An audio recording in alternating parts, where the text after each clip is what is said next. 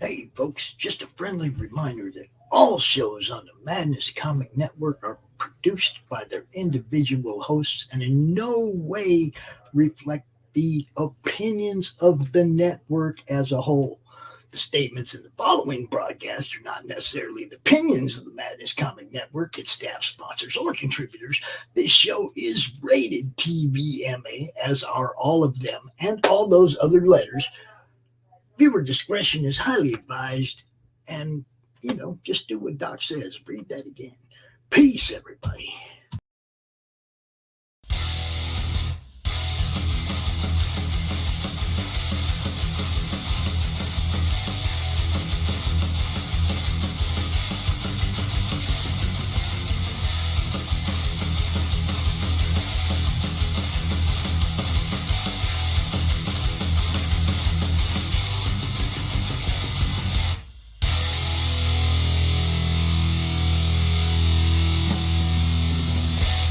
Flip City Magazine is just really pulling out all the stops, man. Your guys' production value of this magazine has gone insane. I mean, look at that. I mean, I remember when you guys, it was black and white. Even when it was black and white, I thought your quality was great. But damn, they just really stepping it up a notch. Look at this. James Corbett, boys. James Corbett. Genuinely cutting. But also funny, and obviously just chaotic and very fun. I love Flip City. It has brought new types of badassery and integrity to the print medium.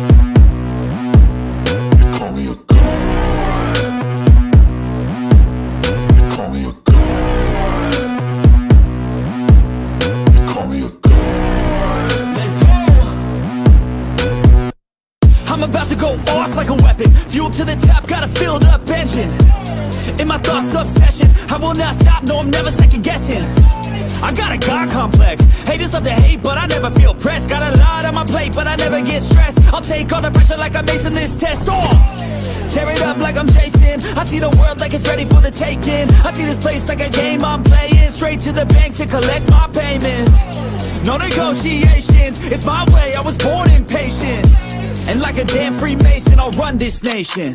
They call me a god. They call me a god. They call me a god. They call me a god. I don't know how to stop. I just go till I drop.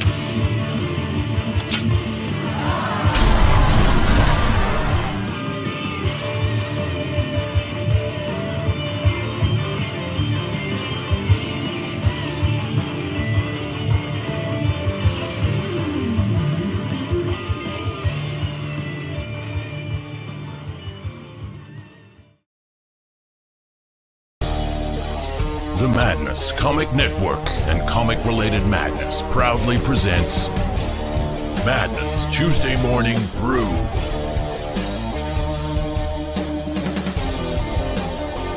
Tune in to our content on Comic Talk with Pops Van Zandt on YouTube.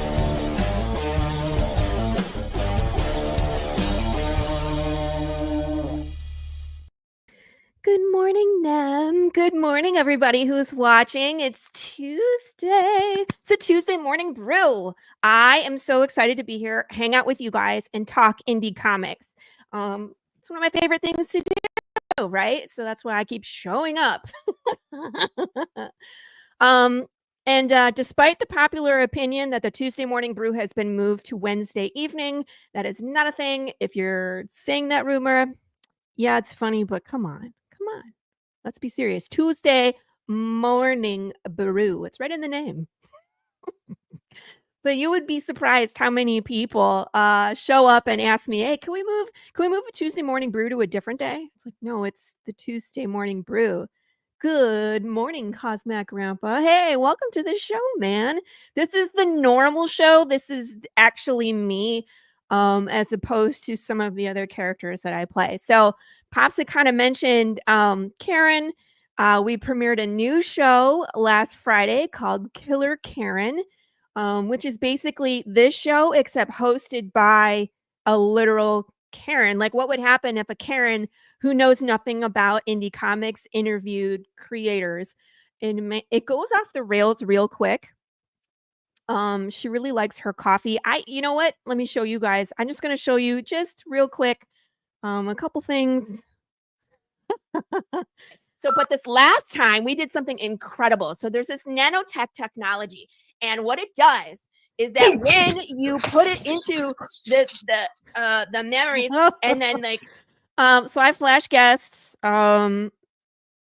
We talked about Needlemeyer Mayo. Terrible, horrifying city. There was no manager. I think I fell off my chair a couple times. Yeah, it's wild. It's a wild show. So that one's going to be, it's a pre-recorded show. It's only 30 minutes of shenanigans, and we're going to be releasing that twice a month. So every other week.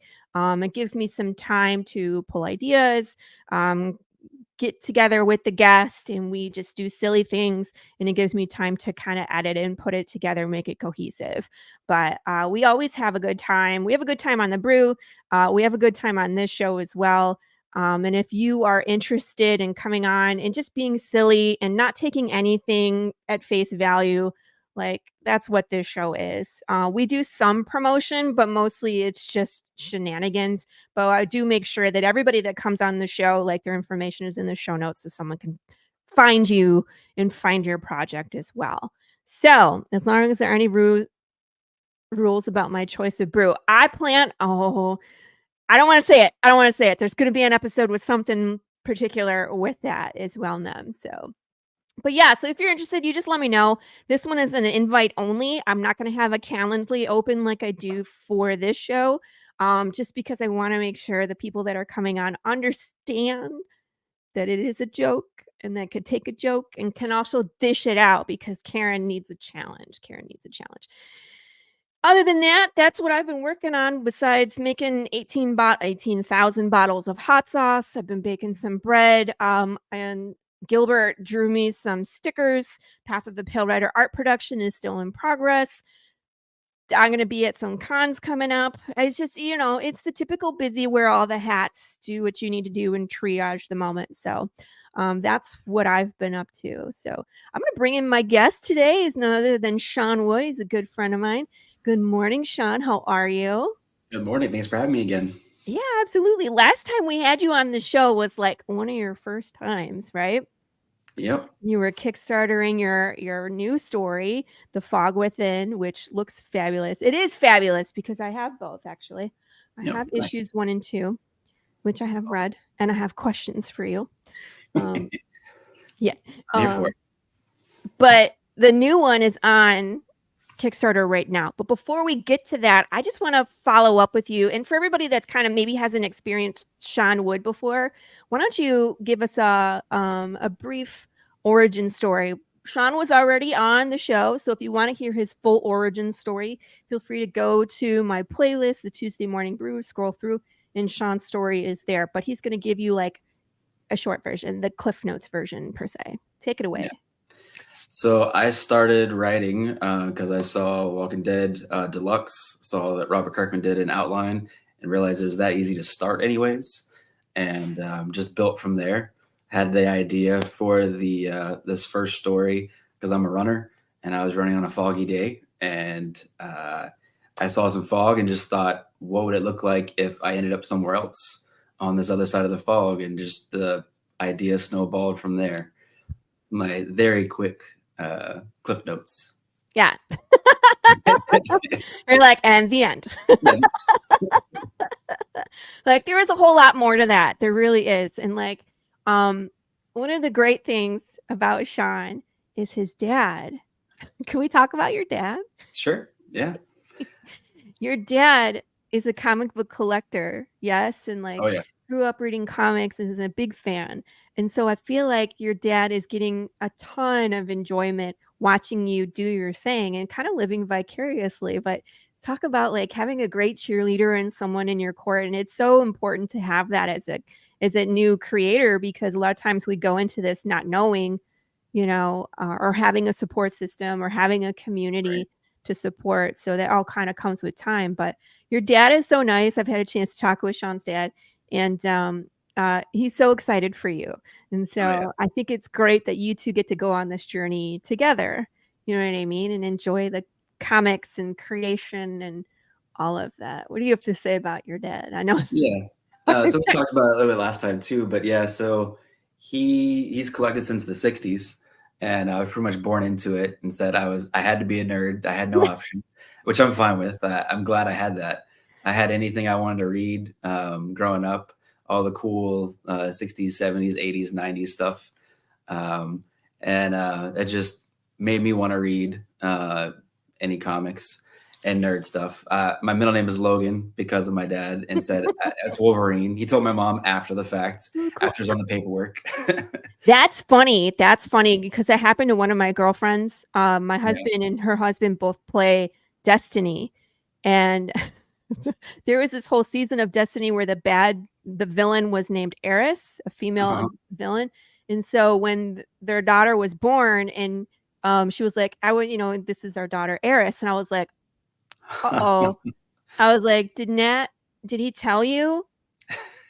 Did he tell you? She was like, what do you mean? And I was like, oh no, I don't want to tell you. Like, go ask him where that name comes from. Okay. I'm like, and then if you need help, it's a shoulder to cry on later, you let me know. Like, oh my gosh. So awesome. Funny. Good morning, George. By the way, there's a story with George. And the whole reason the Karen show is happening is George's fault. So if y'all want to blame someone for the Karen show, it's this guy. But there's a story behind it, which we will talk about at another time. But thanks a lot, George, for subjecting everyone to Karen. So anyway, Sean, so you were born and then your dad put a comic book in your hand. What were you reading as a child? And then when you said you started to read indie comics, how did that kind of, like, you mentioned Robert Kirkman, so Walking Dead. Right. But I want to like tell the people what kind of influenced you. And I want to see if I can draw some connection to what I was reading in The Fog Within. Yeah, so I mean, with his stuff, the biggest thing that I was reading is, of course, Spider-Man, Batman, things like that. But X-Men was definitely the biggest one. Yeah. All of the groups and the powers and the crazy storylines with Chris Claremont, and when Jim Lee's #1 X-Men came out in the early 90s. I mean, I was young enough to enjoy that week it came out, and all the excitement. All the Image comics when it was first coming out too. That was huge. I was definitely reading Spawn when I was way too young for Spawn. But I'm huge on Spawn in general. Sometimes that warps us a little bit. I don't know. That was me in horror. Like horror movies, probably found them a little too early. You know what I mean? It's one of those. Like, you probably. I can see how that ties in. Yeah. So that's been my huge influences when I was younger, and of course I was also reading the Batman animated series comics too when it came out, because that was my age. And then X-Men '92, when that show was on. And so now my influences have been like Scott Snyder and Brian Michael Bendis. Their classes have been huge. And Scott Snyder, actually, I meet with once a month for the past year, which has been crazy. Say that again? Scott Snyder, I've been meeting with him once a month from his class. Okay. So one-on-ones, so like 5 minutes or so. He reads the script, or he sees like a preview of the digital of what I've got cooking, and he gives me suggestions, especially my first one, because that was my first book in general last August. So I've read a million comics, but I've never produced my own. So he made a couple quick suggestions, easy fixes, and then I brought it out for my backers. And I talked to him once a month. I did Brian Michael Bendis' class too, and he gave me a couple cool tips. Like for instance, in the first book, the first 7 pages or so is all like nonstop action in your face.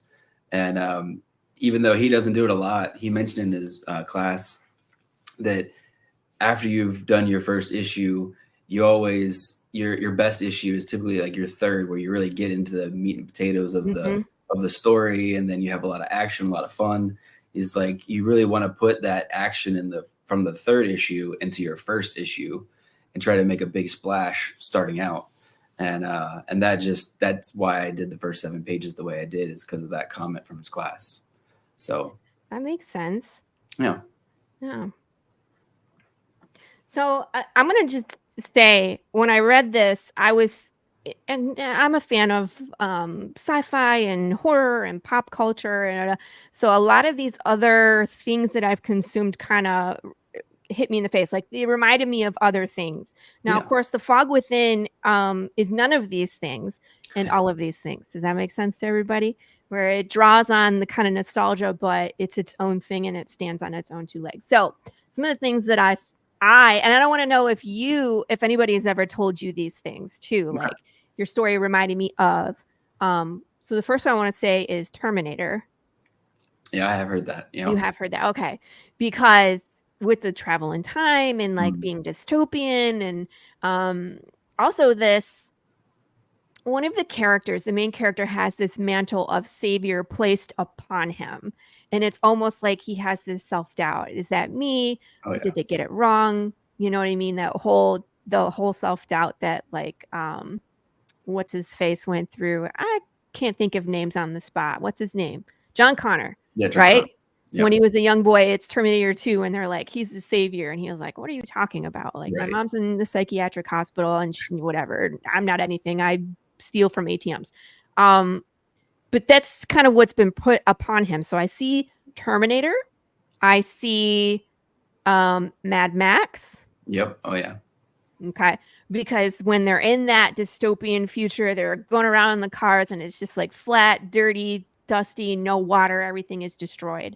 So I see that. I definitely see the X-Men. I can see how that pulled into the story because you have this team of people with powers. I'm not going to say much. Yeah. What else? There was another one that came to mind.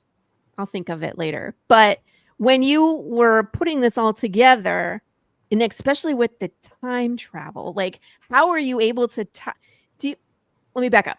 I'm trying to make a cohesive thought here.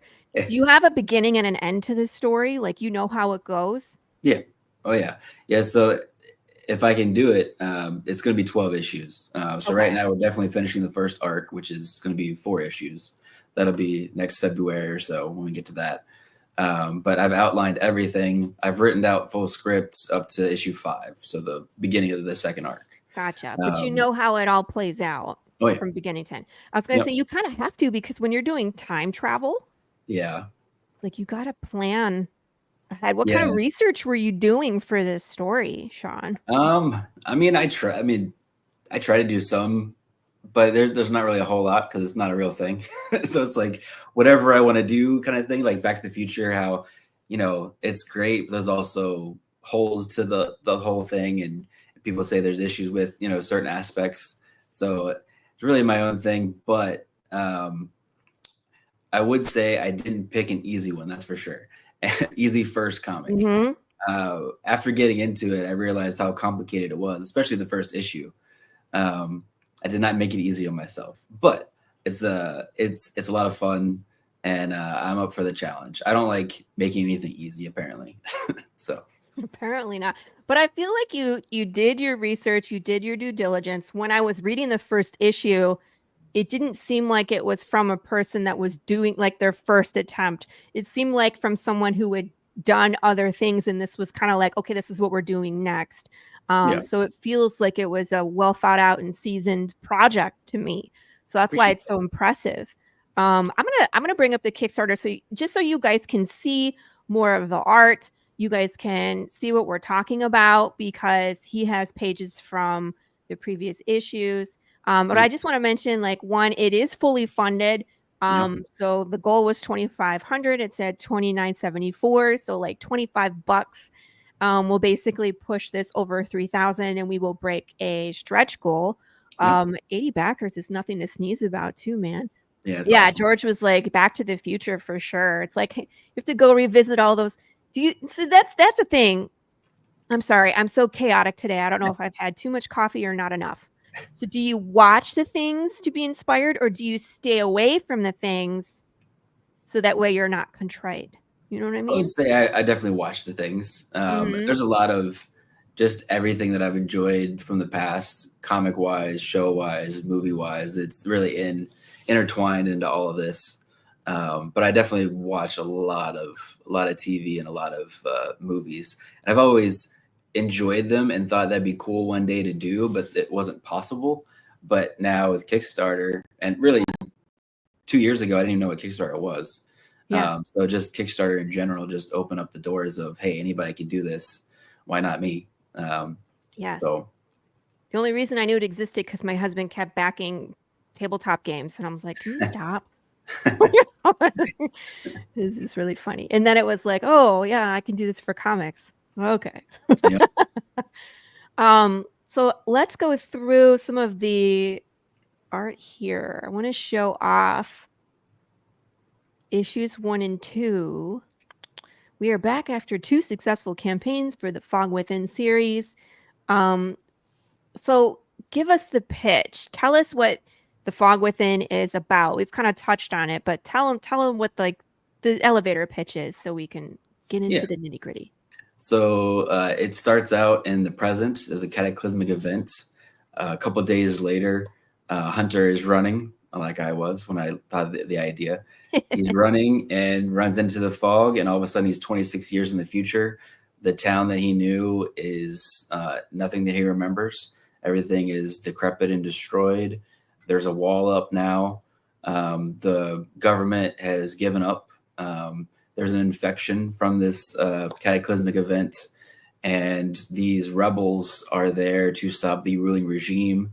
And there's a prophecy that he actually, they know that he's coming, and these rebels scoop him up. And through the issue 2, he is learning of his abilities.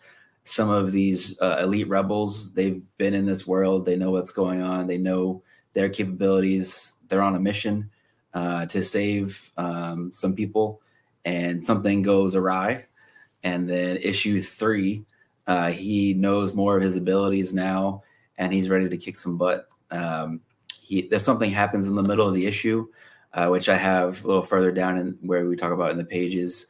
I just say one of these 6 characters will die, and it's a big mystery of why and how. You're so mean. And it pushes him for the rest of the book to try to go after the regime, which they're called Schism. And is he able to take him on by himself, or should he have his team with him to take him on? He rushes in, and we'll see if he can hand him on his own. Dun, dun, dun, dun. Yep. Ooh. I just want to show off some of these beautiful covers. So this is issue 1. Nope, that's issue 3. That's issue 3. Yep. I was like, just kidding. I do have all the covers at the bottom too. Right. I was like, I'm not there yet. Oh, spoiler panel. But obviously you guys can see like this art is spot on. The lettering is beautiful. And of course I letter. So I'm just like, And lettering is one of those thankless jobs. George Medina will agree that when it's done right, nobody pays attention to it unless you're a letterer. And if it's done wrong, then everybody complains about it. Yep. It'll make or break the book. Yeah, I knew I couldn't make or handle break the that. book. Yeah, I know I couldn't handle it myself right now. Maybe in the future, but yeah, Letter Squids, Justin from there, he's amazing. Some of the stuff, especially for this issue, which you'll see later in some of the pages, is just crazy. John Westhoff wants to know, when can we expect a trade, in case there are dirty trade waiters in the chat? So the plan right now is issue 4 will finish the arc. So this is funded, so I can safely say we'll be in February or March for the 4th issue to complete that. And then probably maybe June, July, August, something like that, I will do the trade for all 4 issues. Woohoo! Bonus material included. Yep. So I'm definitely going to do all the covers, kind of like how you did with your trade.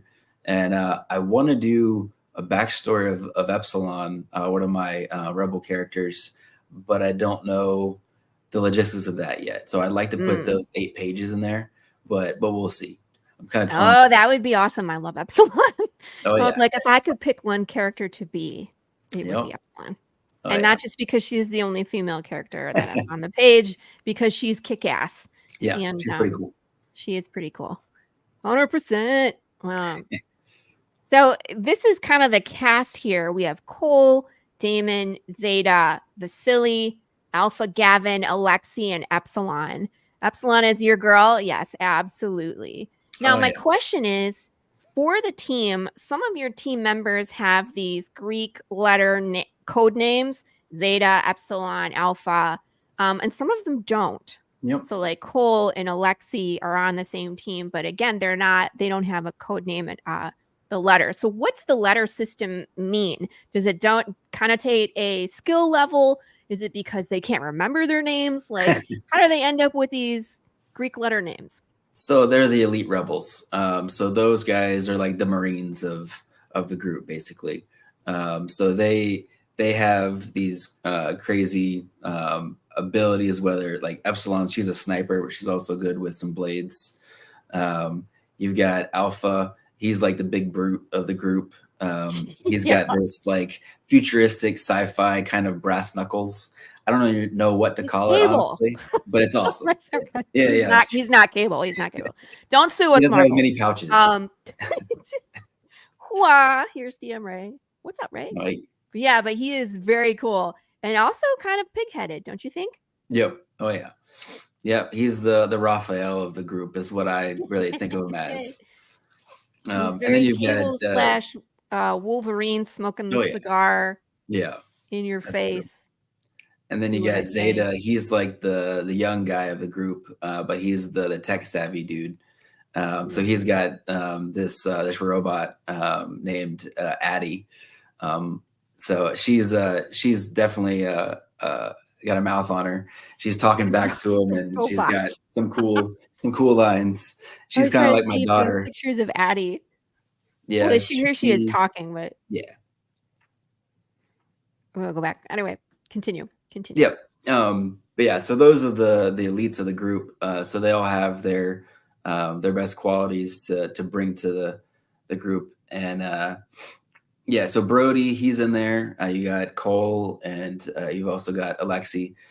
They're kind of the support guys. So Alexi and Cole, they're the leaders, but they don't really go out on the missions. They're more the ones given the instructions and what to do and the battle plans. And Brody, he's in issue 2 a lot and issue 3.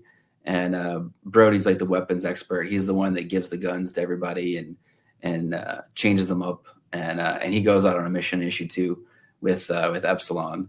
And it's his first like mission out, basically. So I'm surprised Brody's not on this list, considering where he was left last time. Yeah. So I didn't want to put everybody on there. I just wanted to put kind of a hint, and like Damon on there. He's the big bad. So could he die in the 3rd issue? Would it continue without him? You know, just putting different things to make people think. By the way, thank you, Matt. Matthew says, I like this video and so can you. I guess that's the part where I have to like put on the YouTuber hat and say like and subscribe, share, all of that good stuff, because that's how this grows. That's how people like Sean get seen, is when you guys share and like and support the channel. Not only the Madness channel, but the Laurie Calcaterra YouTube channel. There's 2 of us, so make sure you share the love. I gotta say, if you kill off Epsilon in issue 3, we will riot.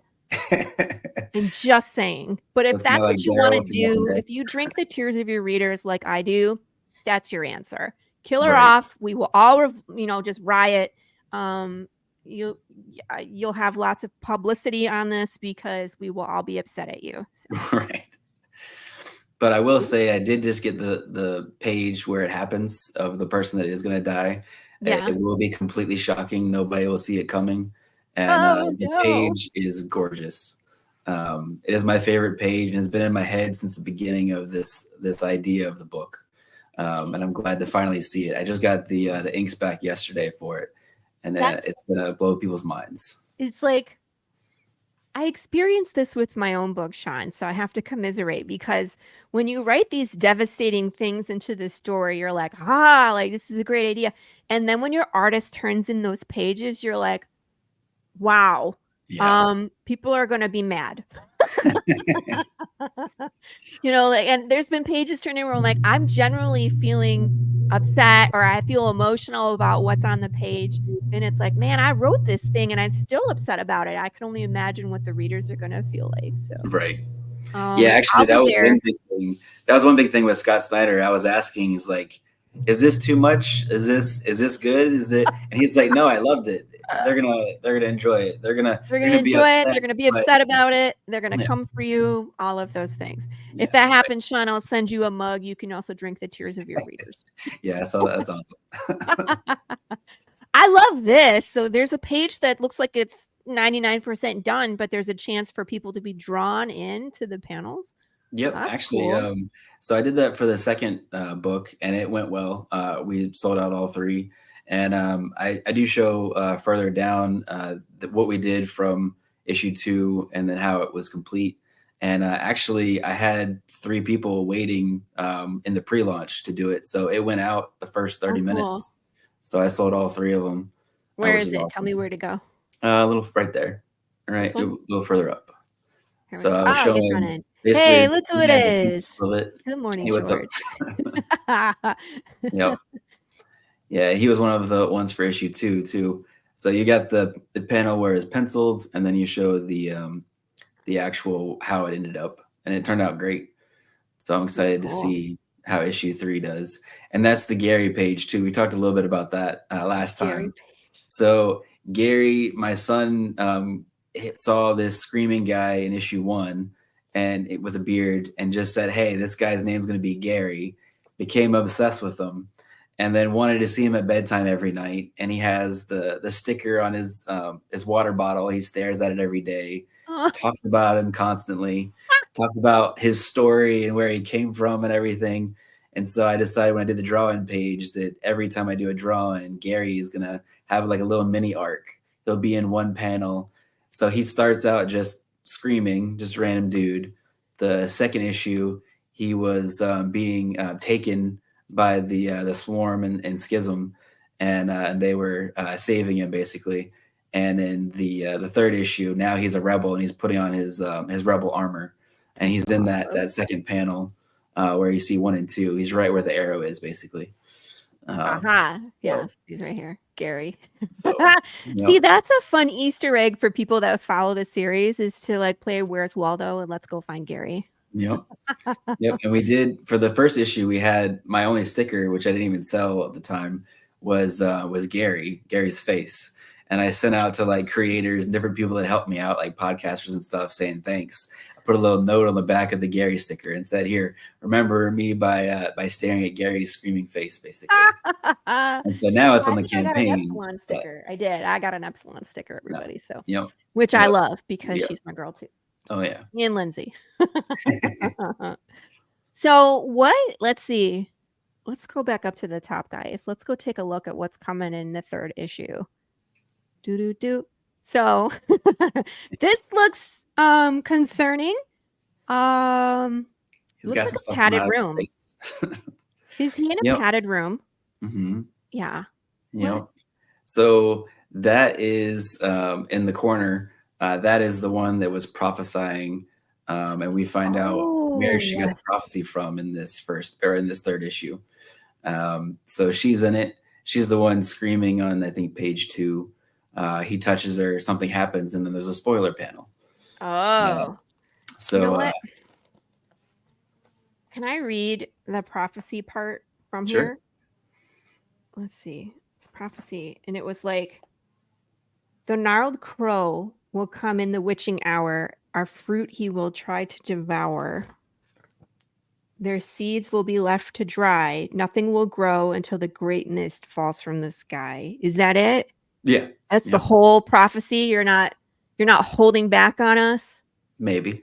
I was like, because now that I know that this character repeats the prophecy, I was like, there's got to be more to that. Maybe. Yeah. Okay. Maybe in this issue, maybe in the future.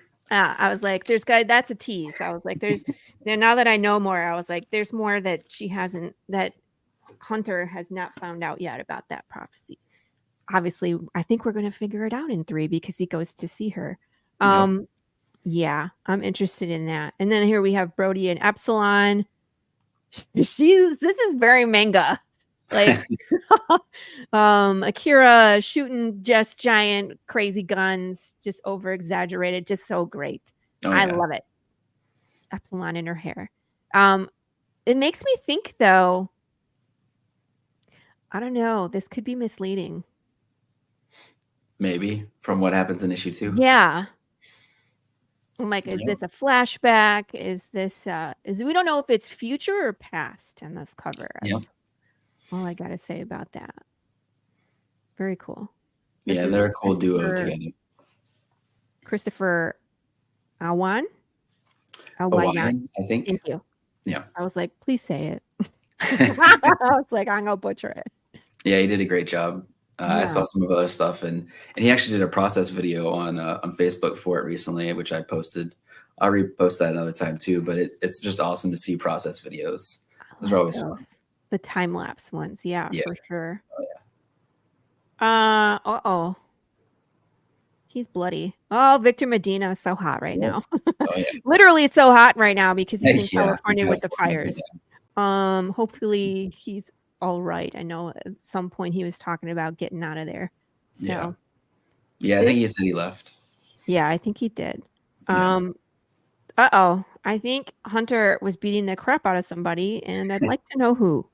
So this is my battle damage one. This was inspired by there's a Whatnot cover for Invincible #1. Oh yeah, one kind of like it. It's got its own flair to it though, of course. But that's where I got the idea from. Just thought it was cool. That's his new armor. So before he only had partial armor because he was just training.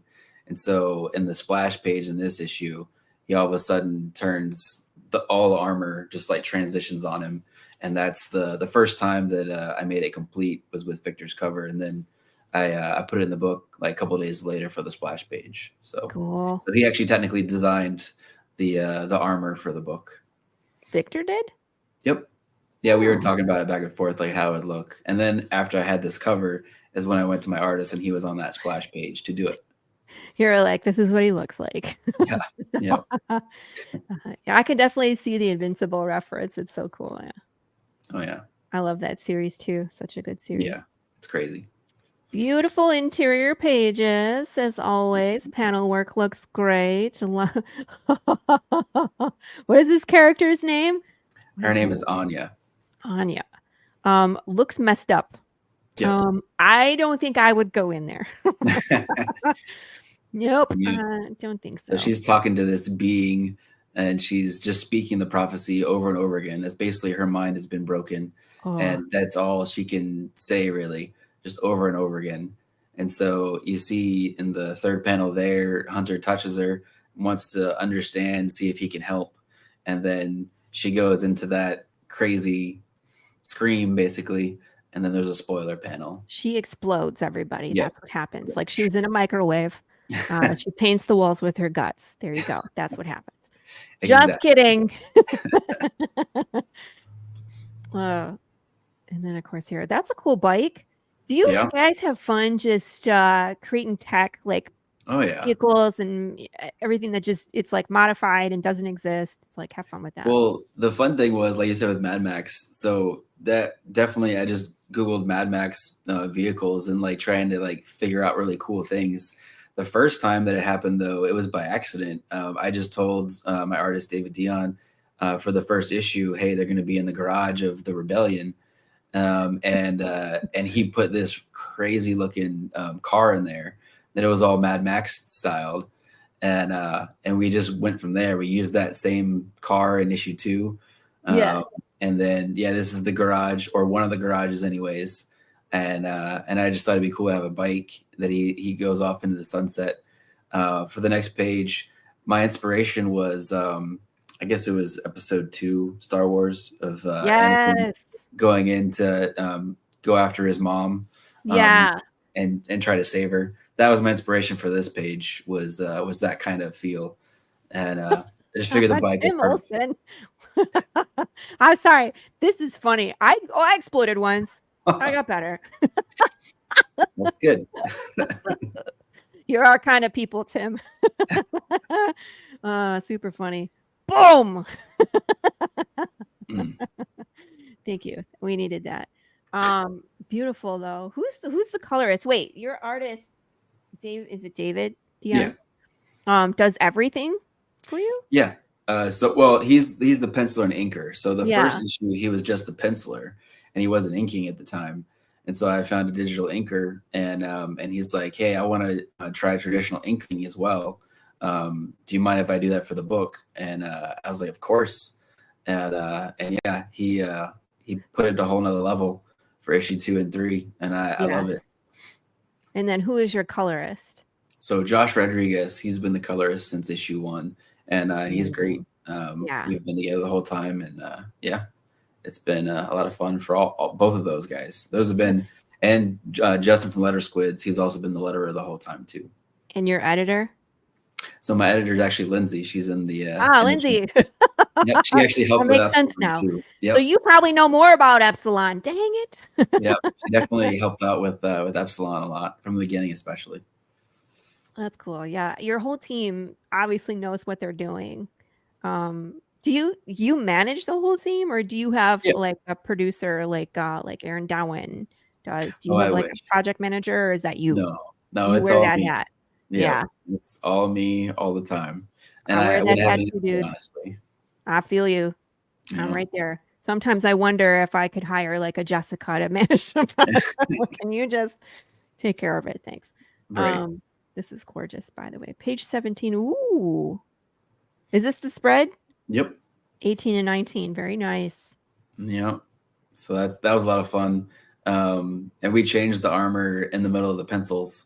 So I was like, hey, I just got the cover back. I think this would be perfect. We need to change because I wanted it more complete. The armor, he had, parts to it. But now it's crazy. Lindsay says Epsilon didn't exist until she yelled at you. That's true. I just had the name. I didn't have the character. So she helped with that. That's nice. Thank you, Lindsay. Yeah. See? And now she's really the favorite, honestly. And one of my favorites too, for sure. She's definitely the crazy one. She's got the punk rock feel. Yeah.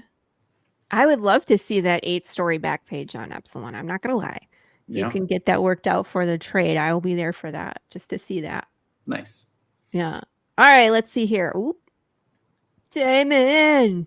Yeah. Wait, I didn't think his mist came out of his eyes too. Dang.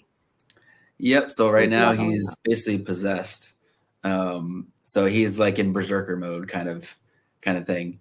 So this is when he's taking them on by himself, and I don't show any more after that of what happens if he's able to succeed or anything. But he's going crazy against the swarm soldiers and trying to get to Damon because he's pissed, of course, because of the thing that happened earlier. Does he know about the swarm, like how they're created or their backstory? He don't know.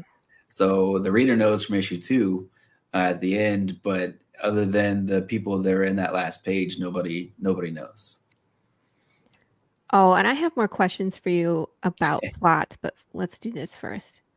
Will I like The Fog Within? So stories with superpowers, rebels, dystopian futures, overlords, futuristic weapons, and world building. Comics like X-Men Days of Future Past. Yes, that was one of the other things I was going to say. Definitely X-Men Days of Future Past. Oh yeah. Wanted. Once and Future.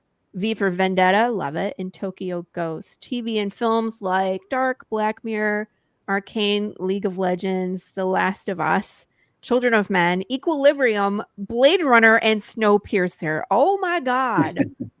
That is a list. And some of those things will come in later in the story. They're not all like in the first issue. I've said those kind of stories since the beginning, but it's evolving into those things. Interesting. And then video games, if you like Mass Effect, Horizon Zero Dawn, Gears of War, Rage, and Killzone. Gosh, I need to play more Gears of War. Of course, the way that I play Gears of War is different than most people. I just run around and my husband does all the things and I just revive him when he dies. Nice. That's my job. You're there for the story. Ooh, some reviews. A must check out. Don't miss this. It's a great read. We have Star Million, Point of Clicking, True Believer, and Book Break. All have great reviews. 2-page side splash. What's this? Yeah, so that's earlier in the book. I don't know if I said what page. I don't think I did.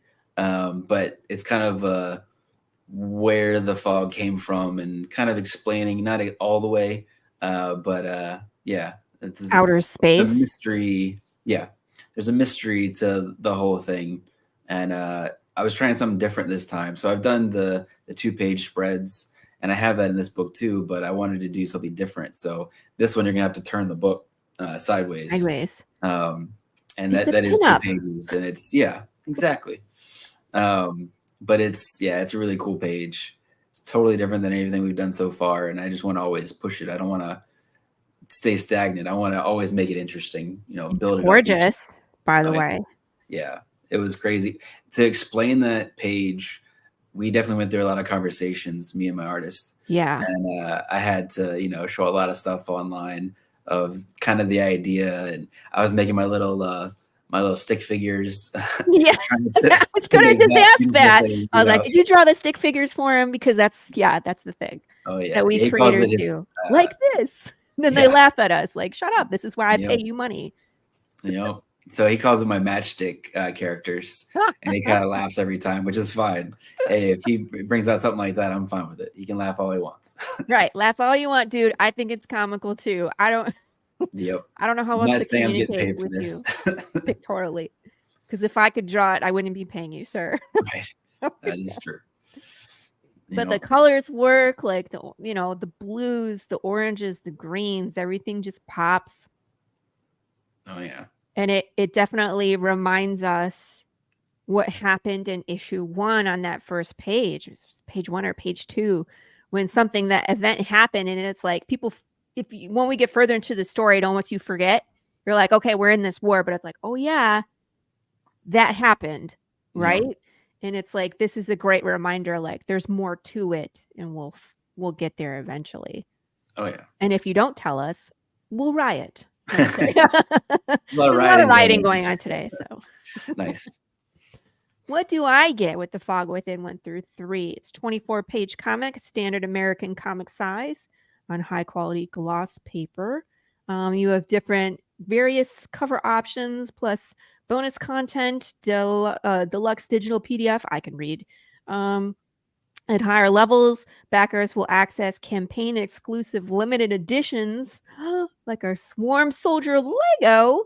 See, I need to go shopping. Where is this? There he is. Ooh. Yep. The Swarm Soldier. Super cool. It's crazy. Yeah. I got the idea from, I think it was Charlie McElvey. He does American Yakuza, and he's got a Lego in there. So I just asked him where he got his. And the guy that does it is great. It was quick turnaround. It's like Scorpion Lair, something like that, I think is the name. I can give you the link later. Yes, please. But yeah, he does a really good job. And it's not just like a sticker on it. It's actually it's not etched on there. I don't know how he does it, but it's actually ink that he put on the Lego to make it customized. I actually have the prototype right here of it. I don't know if you can really put your hand behind it. Put your other hand behind it. There you go. There, wait, where's my hand? Yeah, the other way. Yeah, Yep. there you go. There we go. Yep. And it's on the Cool. back too. It's pretty cool. Yeah. Yeah, man. It's pretty awesome. My son's he tries to steal it all the time. And I have to like put it in the safe or something to Sean, keep it you away have to from make him. him a Gary, so he'll leave that one alone. That's kind of what he's one. asked for. You A just little need expensive to one. make just one, but Yes. but we'll see. Maybe in For the your future. son. Like That'd be next for the time you trade. order soldiers, give Yeah. Gary. Yeah. But I've sold, I think, 6 or 7 of them so far, which is awesome. Yeah. So really, when I get it the first day, before I give it to everybody, I can actually like put an army of swarm soldiers against his Legos. What's the character's name from the Lego movie? Oh, I don't remember. Gosh, dang it. This is me, my brain. It doesn't want to think of names. After the show, I'll think of it. Because it's like Sidewinder and Emmett. Emmett, the little Emmett with the piece of resistance versus the swarm. Oh, yeah. That would be funny. Yeah. All right. So let's see. At the highest pledge levels, receive limited opportunities to be drawn into the world of this series as a rebel. So cool. And of course, here's some previous pages. Now, I wanted to ask you, who built the Kickstarter page? Did you do it? Did you? Okay. Yeah, it's me. Wow. A lot of time for sure. Yeah. I probably the second issue, especially, I probably put in like 20 hours trying to make it look more professional because I'm still just learning. I don't know what I'm doing. I'm just looking at other people's Kickstarters, saying what I like and how to change it. Thank you, Lindsay. But yeah, so the issue 3 was a little easier to do the Kickstarter. I just used a lot of the templates that I used for the second one, and just try to make it just a little bit better each time. Same thing with the story, just trying to make Kickstarters look more professional. Yep. Learn as we grow. And I like the new feature where you can import things. I wish we could just import a whole campaign and then edit it. That would make life so much easier. But at least we can import, I think, rewards. Are we at rewards now? I know they did the add-ons, but I know the rewards we could maybe I'm misspeaking. It wasn't active last time I ran my Kickstarter. So what did they do? They updated the surveys. Yeah. And they did the late pledges. That went active like 2 days before I launched. And I was like, God damn it. You have to like go mess with all your things. And then I did it wrong. I launched and like 50% of my pledges disappeared. It was great. Oh no. That's not nerve-wracking at all. No, it was like on the live stream. People were like, we're trying to back, but all your things that you just showed us disappeared. And I'm like, oh, good. Can you guys talk while I go fix all the tiers, please? While you're live. Yeah, I was literally live, like mute, and I'm gonna just like fix all the things. I came back and I was like, there you go, everything's fixed. So, but yeah, I like how Kickstarter listens to feedback and they try to make things easier for creators because yes, it's just so much time just to upload everything to make sure it's accurate and then make it look presentable. But this looks great. This looks beautiful. I started using GIFs. This is what I noticed because when you start getting into further issues and you're trying to show like all of the like interior pages, I started using GIFs. So instead of having like to scroll, and sometimes people like, I don't want to, you know what I mean? I just made it where like the GIF plays automatically. They don't have to push a button. So there's just 4 things instead of like when you get into issue 8 where it's like, oh my God, I got to scroll for 17 miles to see all these previous issues. Like what happened to you? What happened? I don't remember. Oh, that's right. When your power went out. Oh man. That was like the worst. He like launched it and then it's like zoop. Oh jeez. That was, you want to talk about some horror stories? That was one of them. Yeah, but I do want to do the GIFs though. I didn't do it yet though. I was trying to do that with the covers because I've seen that a couple times now, but I couldn't figure it out before. So I was like, it's fine the way it is for now. I'll figure that out in the future. Yeah, do it in the future. You know what I mean? It's always like, ooh, I found something new I can do. Speaking of, when they had this Kickstarter for the Madness, I figured out that you can actually put video in the reward tiers. So on the reward, like the little graphic, you can actually put video there. Yeah, I didn't know that. I didn't know that either until I did that one and I figured it out. It was a little like, it was time consuming. So I wouldn't do it for every single one. Yeah, I'm sure. You want to double your time building your Kickstarter page? That's an easy way to do it. But yeah, but there was just like, I didn't know I could do that. So here's some interior pages. This is what we were talking about with Mad Max. So this is issue 2. Look at like the car, giant gun, mountains in the background, lots of dust, super cool. Yep, and just a little tidbit too. So I call a town Brooks, and it's completely dry. So it's just a little thing because I couldn't figure out what I wanted to call it, and I was like, let's just do that. Thank you, Lou. By the way, I did not panic. I did not flip out. I just handled it. Right, what you got to do. Here's a closer look at some of your rewards. Let's go shopping. So digital $5. That's a good price for that. Fog Within Deluxe Digital. So standard digital version of issue number 3 plus various pencils and ink behind the scenes commentary. This is cool. This is different. So you get some behind the scenes and some bonus material along with your digital. That's nice. Yep, and a little commentary too, like what we were thinking on this page and how it went, and there's inspirations and stuff like that. You just have like notes on the page, or how did you do that? Yeah, so like I'll do like each page, it'll have like in different ways the pencils, the inks, the colors, and then I'll explain like a couple sentences here and there about those certain pages. So it won't be all the pages, but it'll be just the bigger hit ones, the Gotcha. crazier ones. Yeah, like that splash page. Yeah, exactly. Sure. Digital catch up is $14. So that'll get you every single issue 1 through 3. Now, and people have heard me say this before, I love getting both. I love the digital because it's instant gratification. Like as soon as the issue was done and it's edited, a lot of times that's when the PDF is released. So you can read it on your phone or your tablet. And I'm kind of jealous of people that are new to the project because they get to sit down and binge read issues 1, 2, and 3 all at once. You know what I mean? You don't have to wait. That's one of the pros and cons of indie comics. It's like you get to binge read, but then you have to wait. Yep. Right. But then the physical copy, you can get it in the mail, you can smell it, you can touch it. You can take, like, I usually read first with the digital and I get through this, like, give me the twist. I want to find out who dies out of those 6. Like, let me get through, and then I'll go back in the physical and take my time and find all the Easter eggs and go find Gary. You know what I mean? Like, that's to me the appeal of getting both. Oh yeah. I mean, I'm definitely, I've read plenty of digital comics, like Marvel Unlimited and stuff like that. But I definitely prefer the physical, the feel of the whole thing, the page turn. Yes. The page turn, it hits differently with that crazy scene of the death, which will be a page turn. So it should shock you more versus the PDF. So the PDF is great. So if I ever want to like reference someone else's book, and I'll go back and look at that pretty easily, in my library of digital stuff.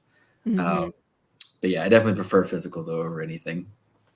Yep, I feel you.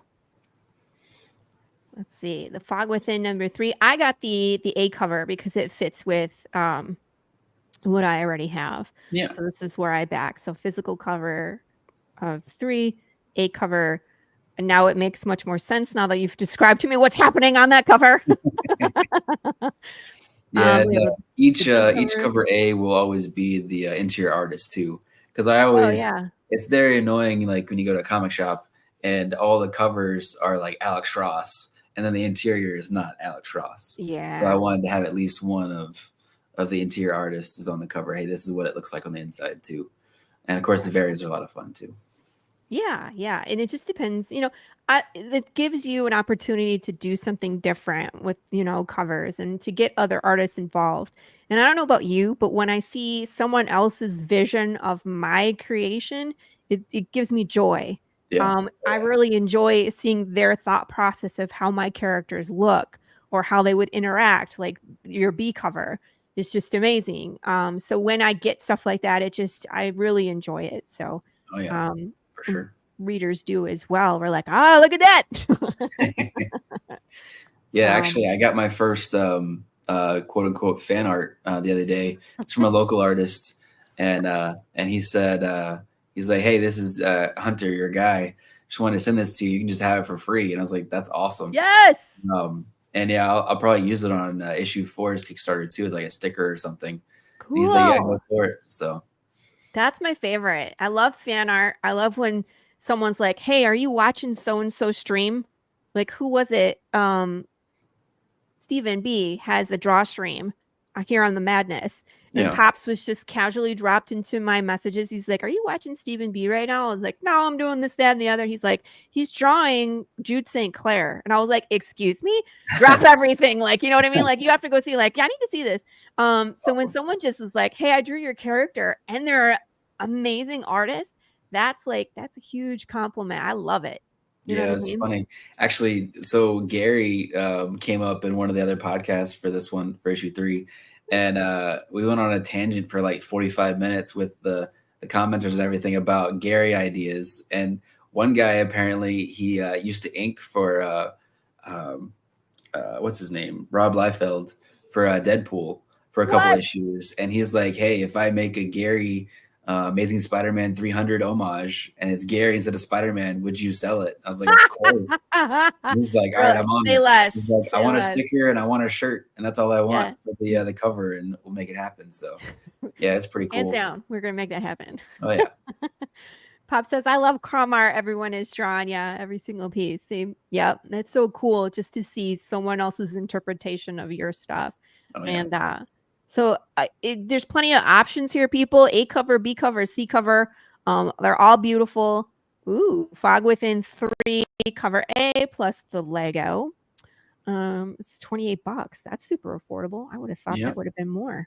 So the add-on by itself, so you can put the Lego with any of them, but the Lego is $20, and then I was making issue 3 cover A $10, so it's actually just a little bit cheaper. Yeah. To combine it as that one reward, just as an incentive to sell more of the Legos, because I want more Legos of the Swarm out there in the world.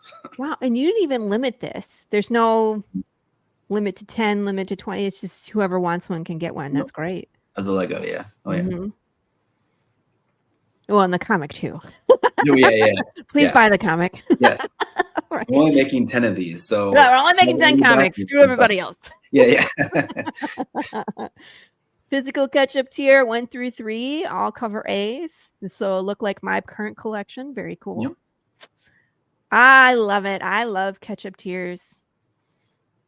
Oh yeah, and it's foil. really cool to see so many people getting the catch-up too.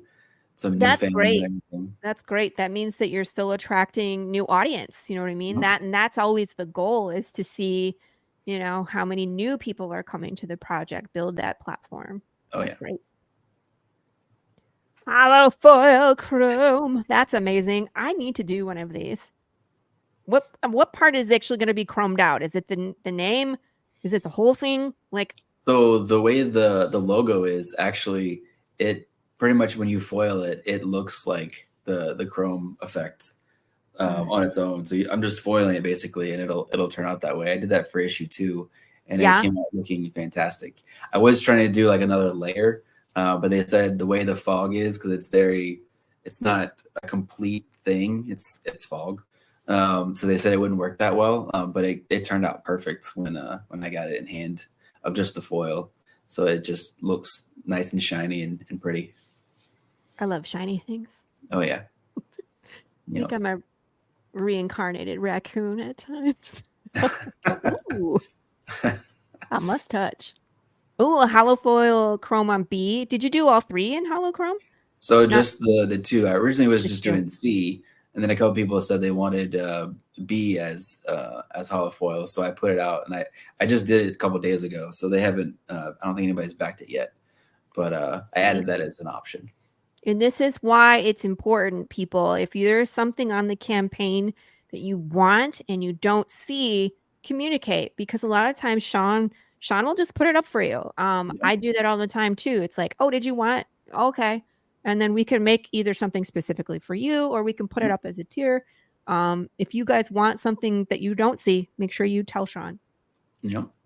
Yeah, same with on my first update, they said they got issue 1, but they forgot about issue 2, so they wanted to do just the digital issue 3 and wanted to just do number 2 as an add-on. So I put that on there too. Nice. It just makes sense. Savvy retailer. I like how you compliment the retailer in the title. Not only are you a retailer, you're a savvy retailer. If you get this tier, I'm going to steal that.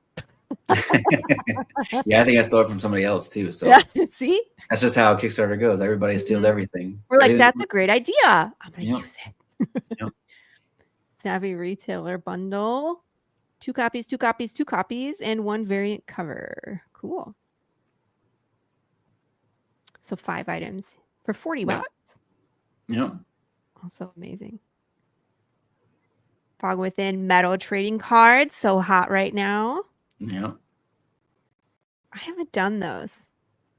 Yeah, it's pretty awesome. I mean, it's like easy to them? do. I used in the last page that I show on the Kickstarter, the last scene where he's like blowing away all of the swarm soldiers. That's just what I used for the card. And yeah, they're pretty easy to do though. Just have to make sure it's formatted where he's saying and play. That's the card right there. Cool. Yeah, I see. Super cool. Yep. And it looks like you make that available on all of them. Metal cover C and metal trade for 40 bucks. Are you crazy? Yes. I want to sell them. So I haven't done anything crazy on price just because I just want more people to get it. So as long as I'm not losing money on whatever tier, then I'll do it as low as I can just to try to get it out there. That's an insanely good deal, people. If you like metals, that's a great deal. I haven't seen it that low before. T-shirt card and comic combo number 3, also for 40 bucks. What is wrong with you, Sean? Do you not like money? Sorry. I mean, I love money, but ooh, t-shirts. I want to see what. Scroll. Yeah, it's down there. Do you have a couple? Yeah, you have a couple options too. Yep. I love making t-shirts. By the way, I'm wearing the 1 right now. Yeah, from the 1, and then that's from the first issue, 2 of the panels, and then the new one is when he has the armor coming out of the time portal. George, my goal, and I think everybody should have this goal, is to have a t-shirt for every day of the week. Yeah, you should have a Fog Within t-shirt. You should have at least 7 different designs. 7 issues, I probably will.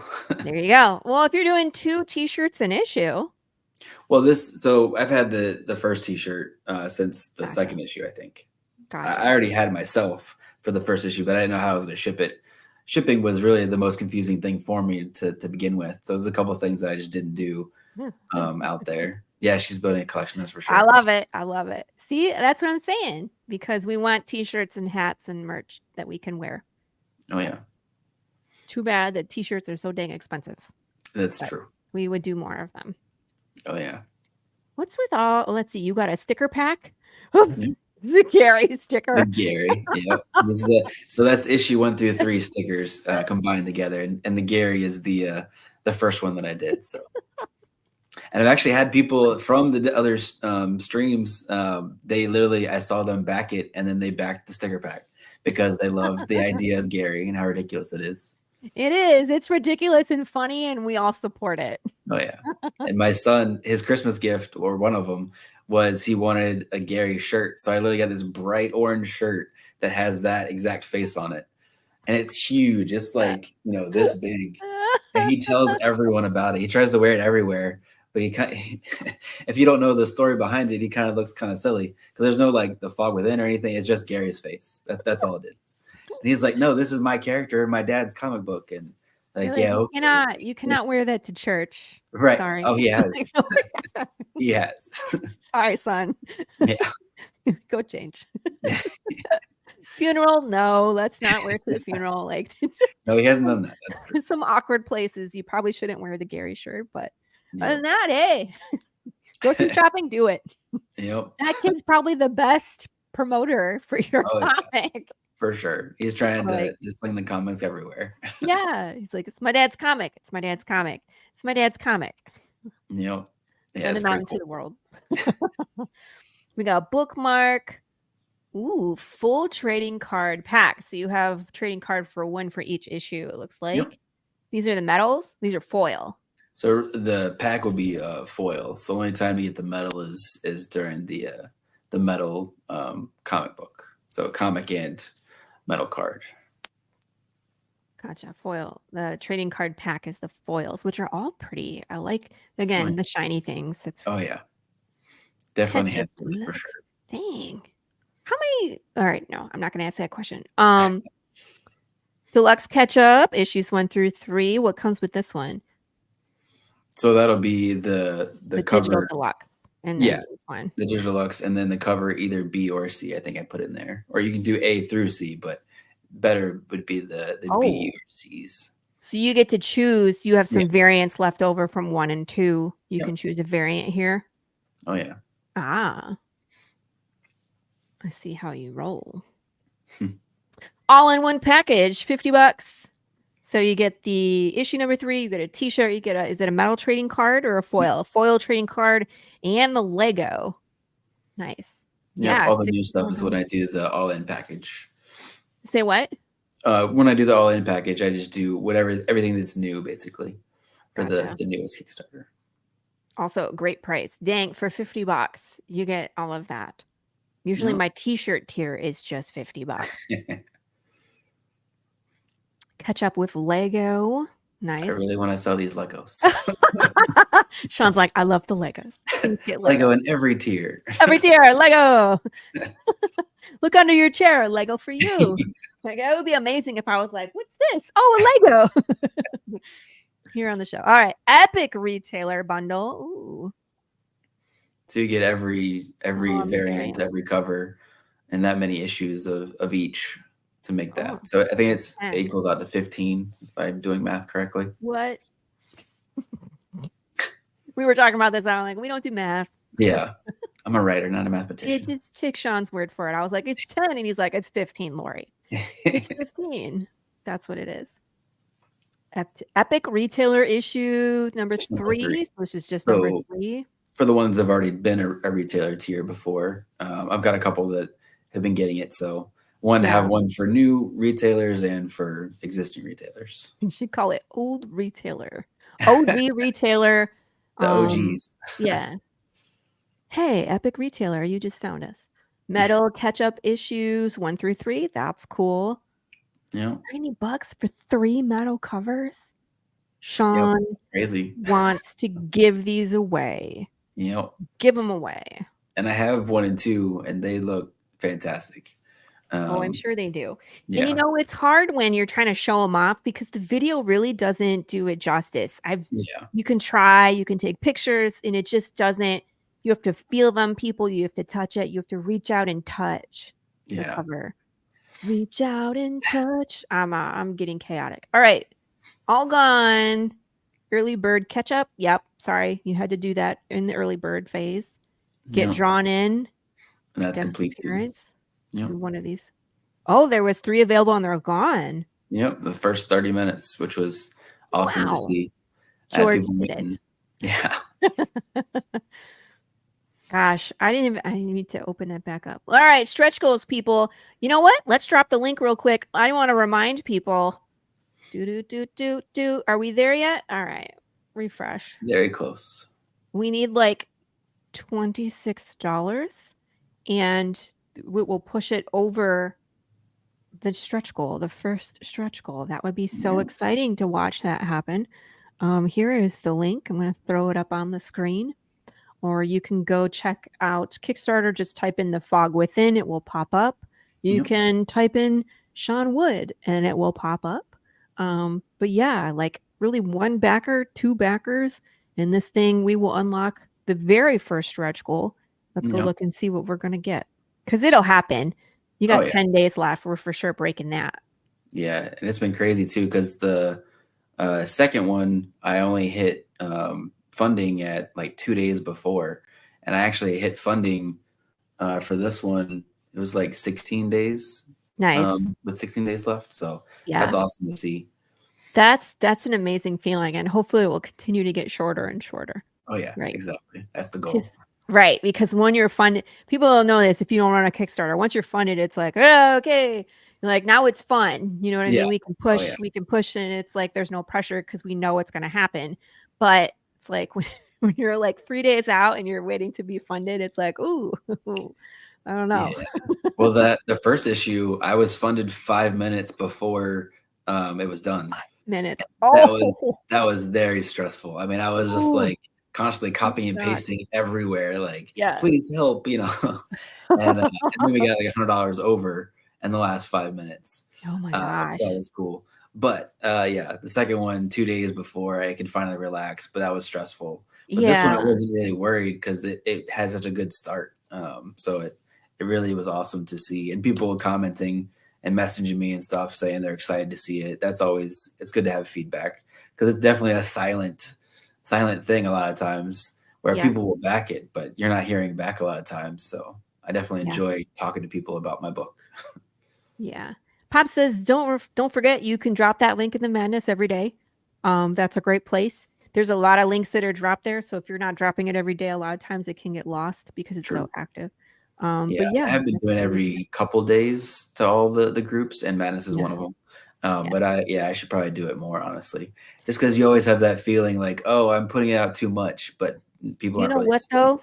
I have long since stopped apologizing for that because the algorithm on Facebook isn't pushing your stuff into everybody's stream every day. So they're not seeing you every day. That's true. It will randomly push it into their scroll. So like I've had stuff that I've posted a week ago, and then one of my like returning backers will like it after a week. And I'm like, wow, that's telling me that it's not because they like, you know what I mean? Like they're into Path and they're excited about Path. And so if they're liking it after a week, that means they're not seeing it for a week. So it's like, you almost have to post it every day. And if people want to come at you, be like, this is my business. Right. Yeah, exactly. This is what I do. You know, like it just keeps scrolling. You don't got to say nothing. Yeah. Bye, Felicia. Stretch goals every 25 backers, 2-pack creators PDF. So, so that's right there. That's the list I've got so far, and we're definitely into 75 backers. So we're close to getting to 100. I think we'll at least hit 100 backers by the end. Immortal Era. That's Ed Davis. I'm not familiar with August. Who's that? Yeah, that's crap. What's his name? Sorry, I didn't mean to put you on the spot. Oh, you're good. Let's see if I can find it real quick. Benjamin Morse. Gotcha. Is his name? Yeah, he's really good. He's actually I'm pretty sure he's the artist of it too, the artist and the writer. That's and that cool. series is pretty cool. What's this one with the to the right of that? I can't read it because I can't see. On the far right? So on 50 backers, there's two there that Anna Duff's Theory, and then what's the one on the left? What is it? American Dreams is the name. That's Daniel from our group. What's his last name? Is it Daniel Calvin? Something like that. Gotcha. And then I think it's so small in here. I think I know, that's what I was like. I can't see. I've got glasses for a reason. So if it's small, I really can't see it. Yeah, but I think the other one is Ardris Theory. I think is the title of it. He's a local guy. He's actually like an hour away from me, so we've talked back and forth. Man, I haven't read any of those. Where are these people? We need to meet. Dusk. That's David Daub, right? Monster Dusk. Matador. That's a great series. Yeah. Voodoo Nations, of course, that's Travis Gibb. Mm-hmm. And then you got Mars. And he's actually about to go live. I think it might be today with his second issue of that. So we swapped recently, and he's gonna put my stuff on his too. An Era, which I have backed before. That's another infection like zombie apocalypse. Yep. What's the one to the right of that? I can't read it. So that is Cat. Is it Cat Camilla? One of her books. And it's I can't read it, but it's like his daughter It's the daughter of a superhero, basically. Gotcha. That's one of her books.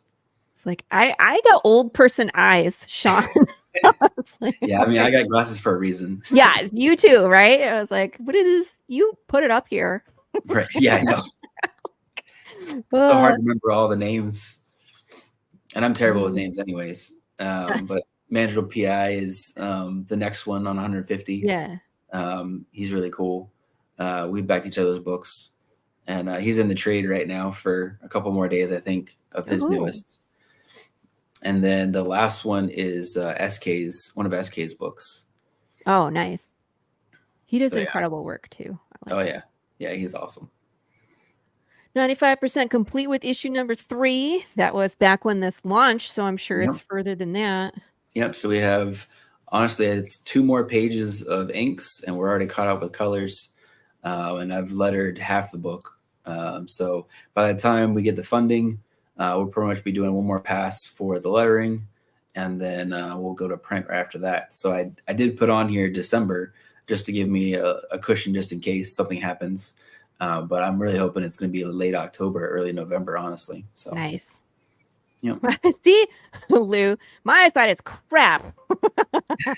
You had to even put plastic lenses in your eyes. Good Lord. And of course, here is the team. You all look fabulous. I don't know why artists always have these beautiful like magazine pictures. They suck. They don't suck. I'm just jealous. My artists are the same way. Like they all like take these wonderful pictures, and I'm like, here's me. Right.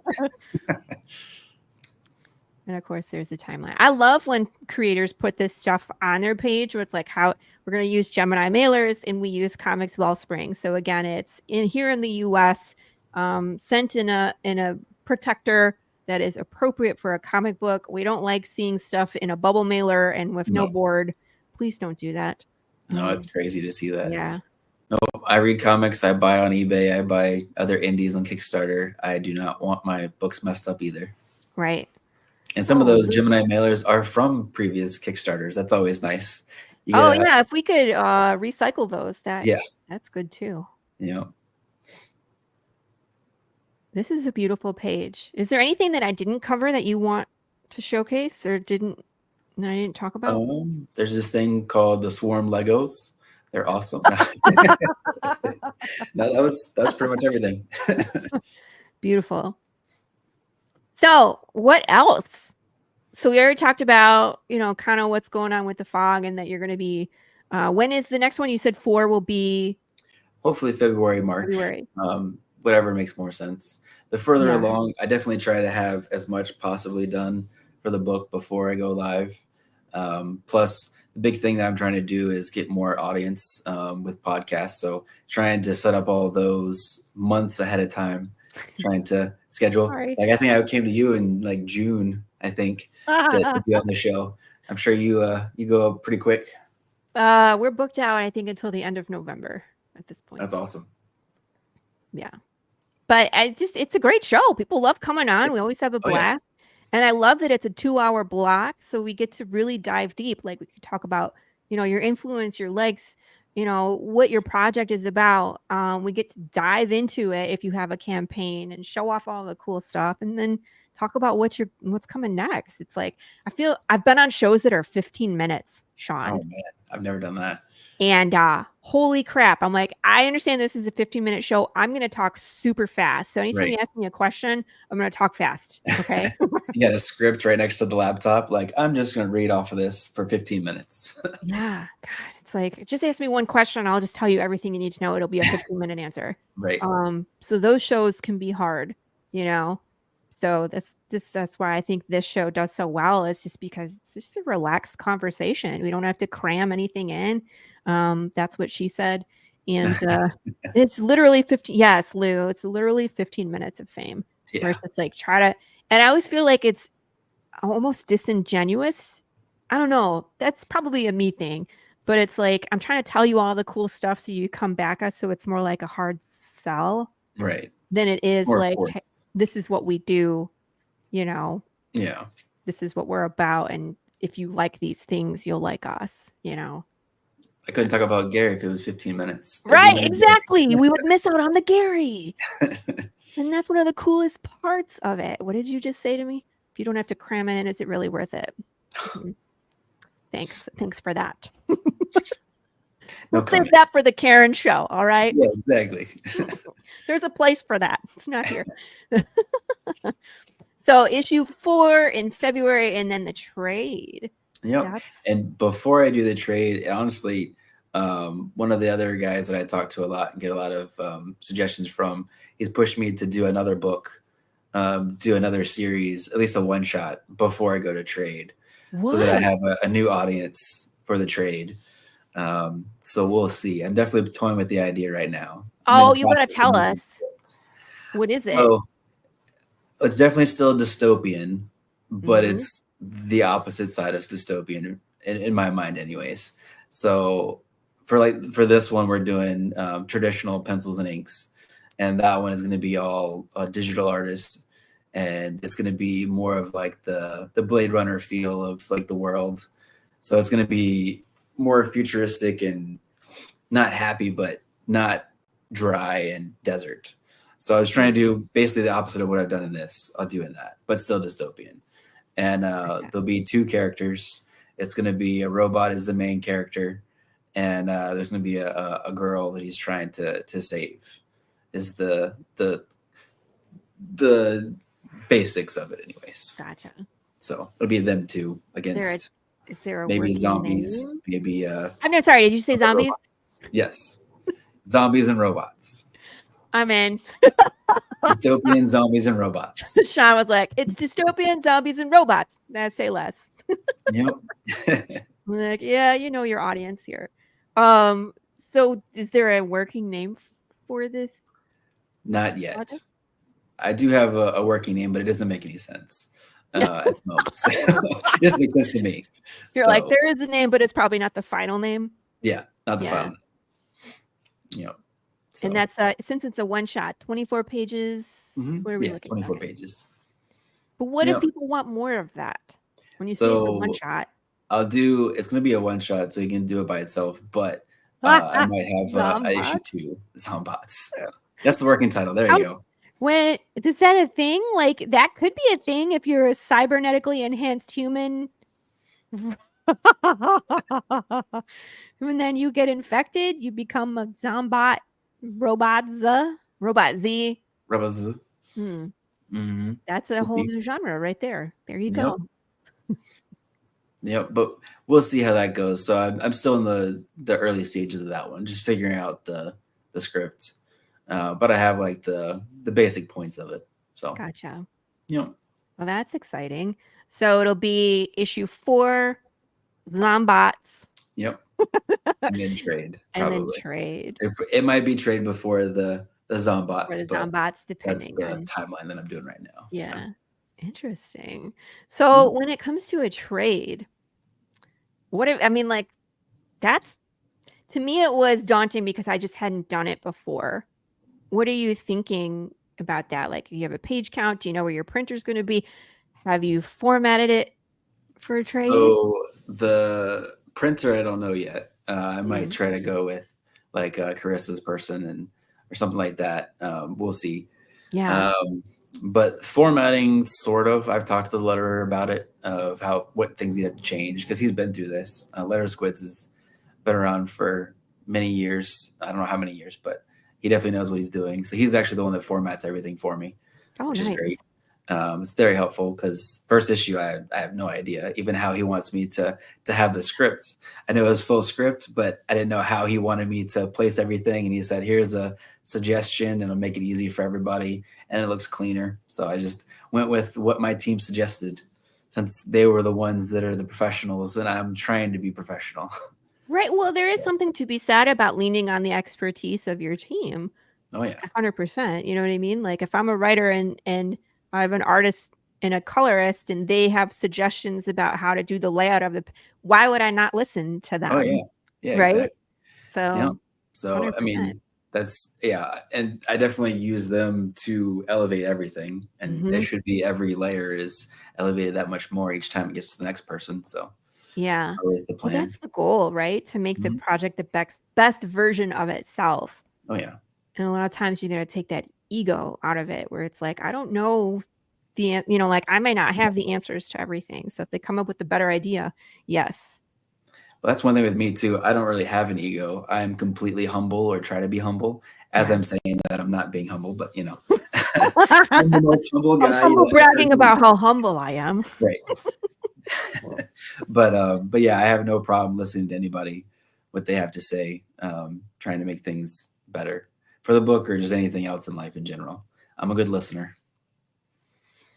It's good to be one of those. Yeah. Mhm.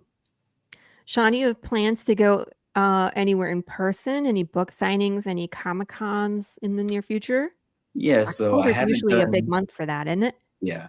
Yeah. So I haven't done any cons yet. I wanted to have issue 2 in hand, and I just got issue 2 in hand in June.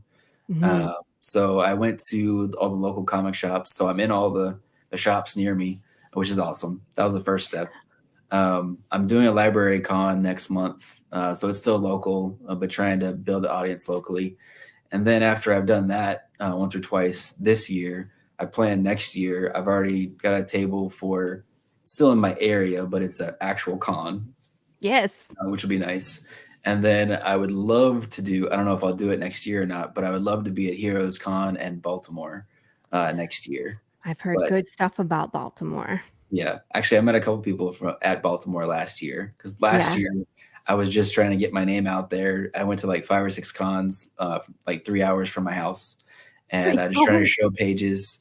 Yeah, Baltimore's 3 hours, so I drove there, stayed overnight one night, and then went for a day. And that was actually the last day of my first Kickstarter, was Baltimore on Saturday. So I met a bunch of people there. Timothy Fling was one of them. Yes. It was really cool to see in person versus just online.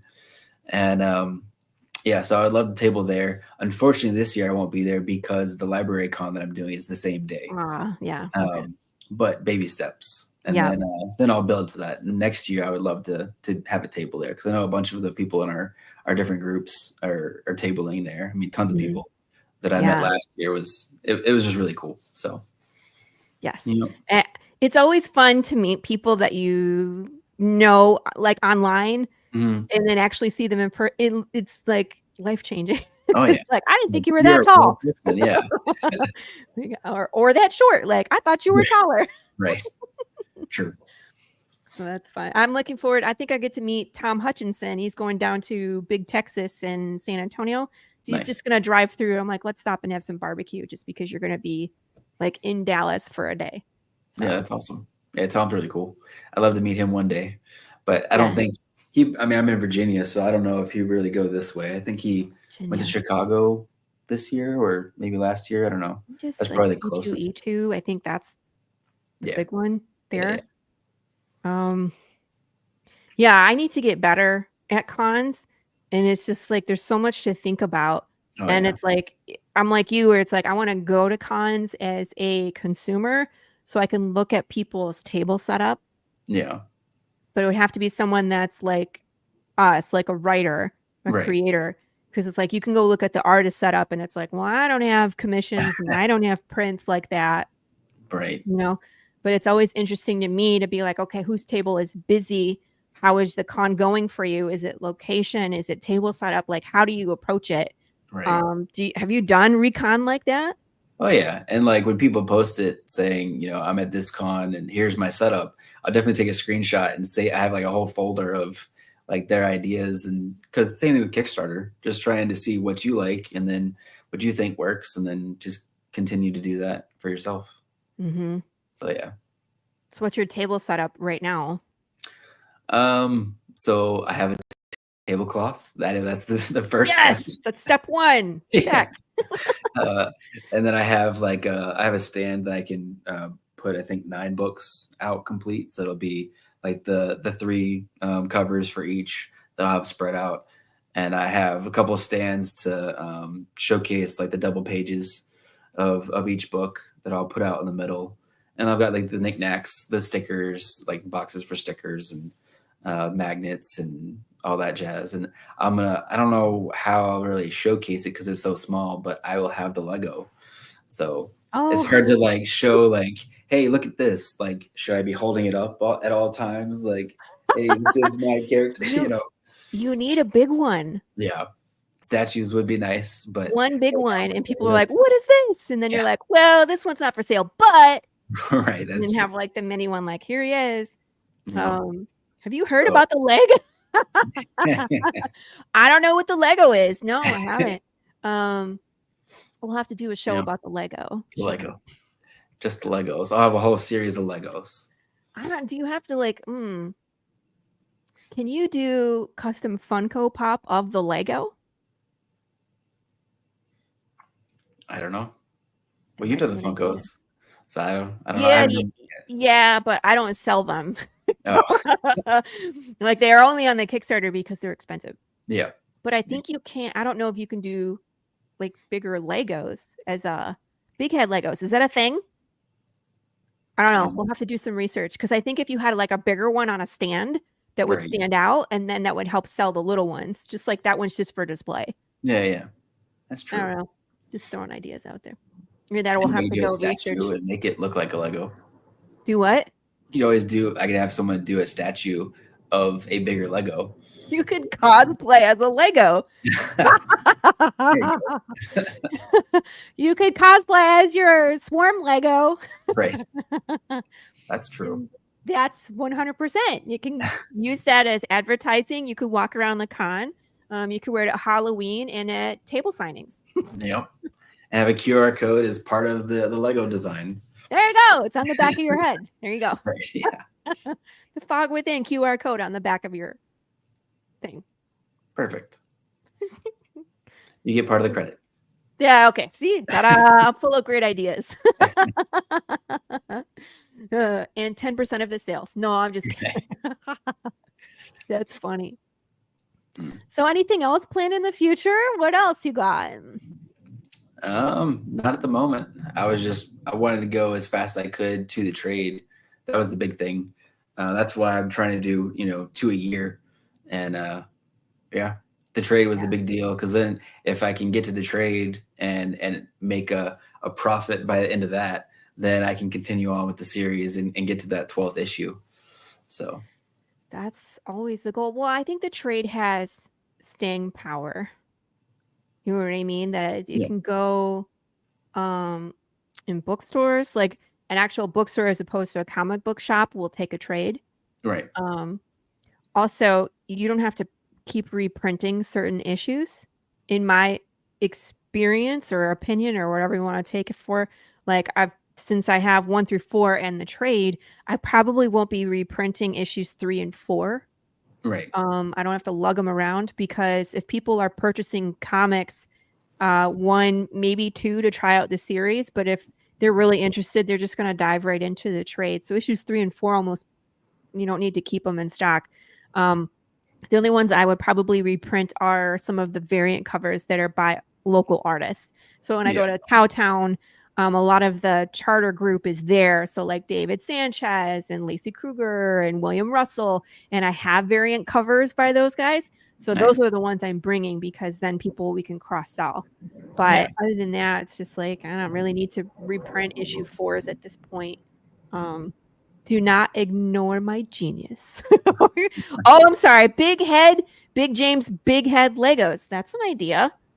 I'll have to look into that. Big James, everything.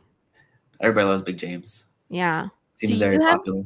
Do you have a character in your world that's kind of like, is it Epsilon? That's kind of like your fan favorite? Oh, yeah. I would say Epsilon's the one that everybody comments on for sure. You could make Epsilon for good reason. I'm just kidding. I could have a dye kit, Epsilon hair dye kit. What about a hat, like a crocheted hat with hair? Have you seen those? I have seen that. Oh, yeah, that's a good idea. So it could be like flesh colored, and then it can have like the mohawk in Epsilon's hair in a ponytail. Yeah, nice. I don't know if people will buy that, but you could wear it. I'll wear it. That'll be my new Karen wig. There you go. We could tie it all together. You could come on the Karen show wearing the Epsilon wig. Nice. And there will be a whole lot of wig wearing going on. You can The see how wig terrible it is to wear wigs for an hour. Mm. Oh man. Oh, there was something I wanted to ask you, and it was about the virus. The virus? I don't know if you want to call it a virus. The fallout. So this is Yeah. something I meant to ask earlier about your plot, and we only have 5 minutes now because then we have to start wrapping up the show. But when it's like when we're talking about there was the thing that happened, the event that happened, Yep. and then your characters talk about like the adults were affected and the kids were not. I don't want to give away too many spoilers, but that's really specific. Mhm.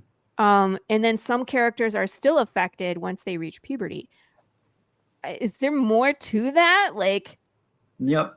So I go into a little bit more of it on the third issue, kind of the origin of everything, what happened. So I don't go completely. So that'll string along for the series, or at least for the first arc. okay. So Like, yeah. how long do you string us along? I need to know. Right.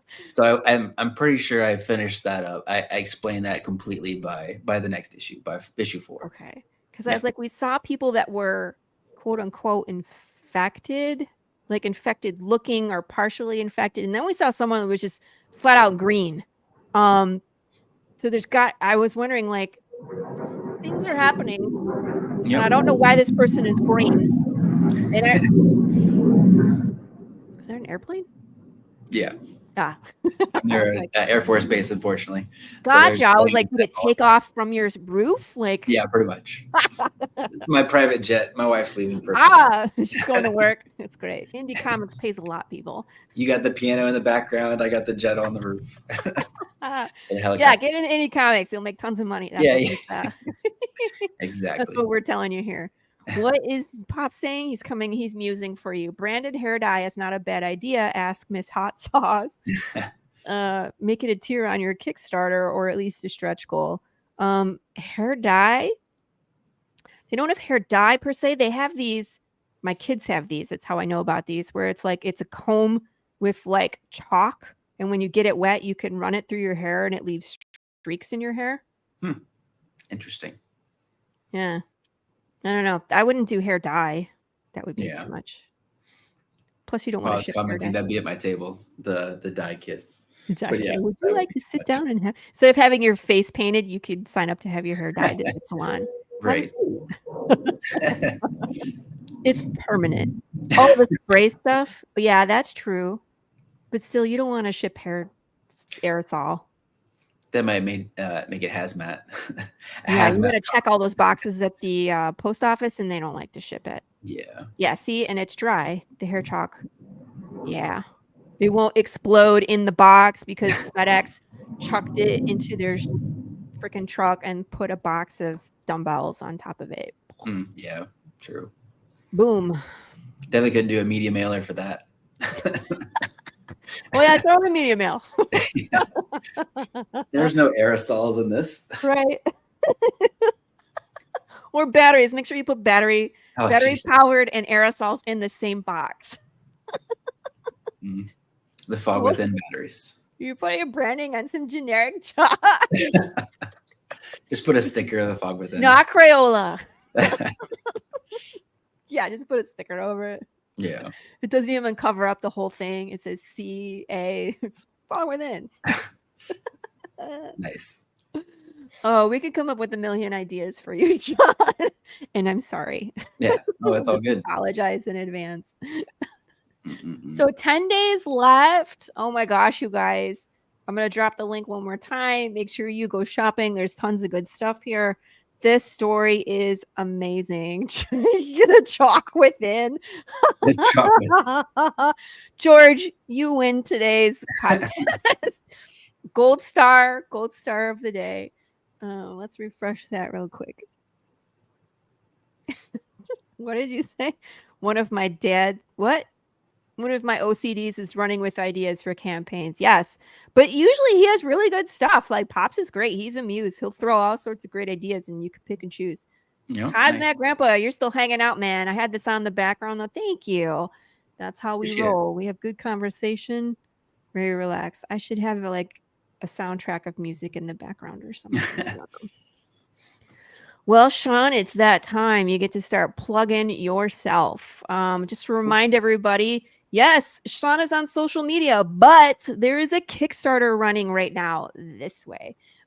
First place he wants you to go to is here. And go check these out. The book is almost done. 10 days to go. You're guaranteed a book because this is 100% funded and will break at least the first stretch goal and probably the next one.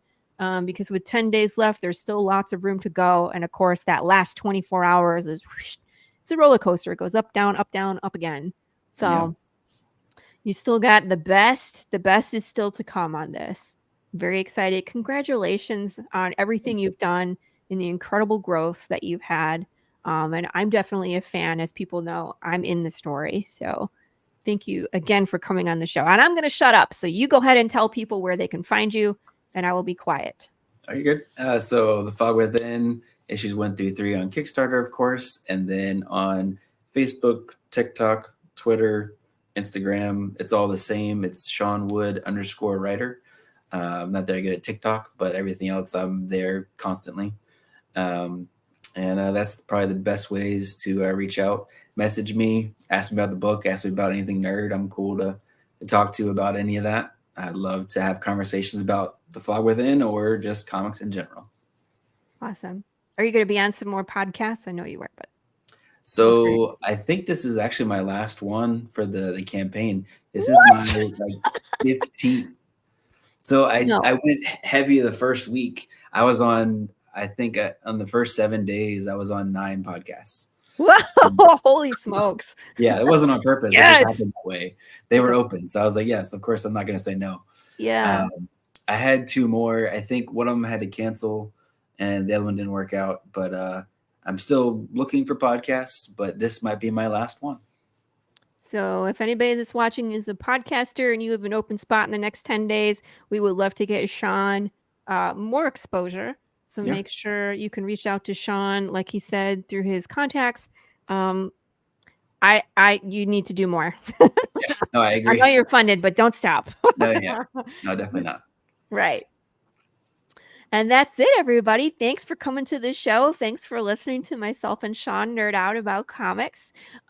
Make sure that you like and subscribe to not only The Madness, but to the Laurie Calcaterra YouTube channel, where you can have Path of the Pale Rider content, cooking content, smashing fruit content, and now Killer Karen. I look forward to bringing you more excellent shows, more guests. We'll be back next week. And be excellent to each other. Kiss your babies, and we will see you all next week. Bye.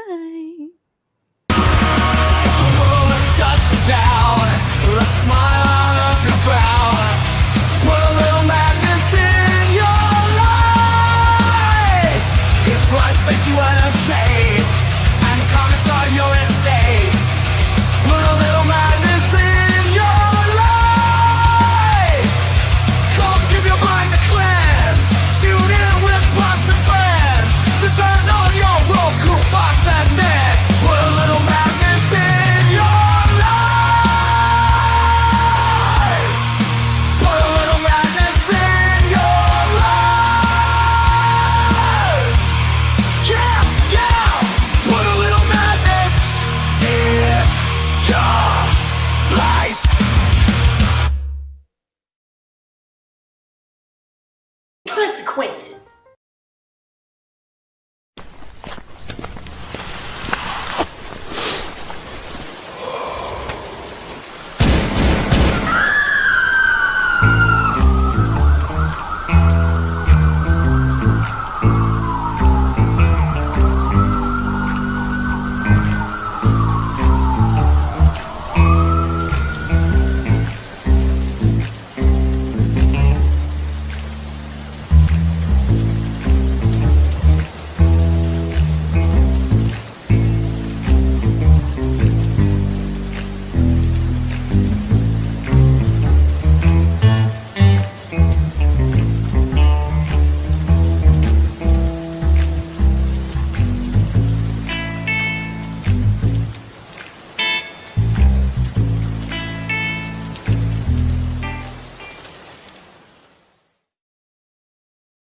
Comic Books for Kids provides comic books to kids in hospitals and cancer centers across the U.S. It's a place where we can all work together to make sure every child has a comic book. 100% of all proceeds go towards the kids. It's about making a difference, and while they're in the hospital, allowing them to fly like a superhero, battle dragons, or rescue teddy bears. We are in every state in the country and now support over 160 hospitals. Every month, we add more. Visit CB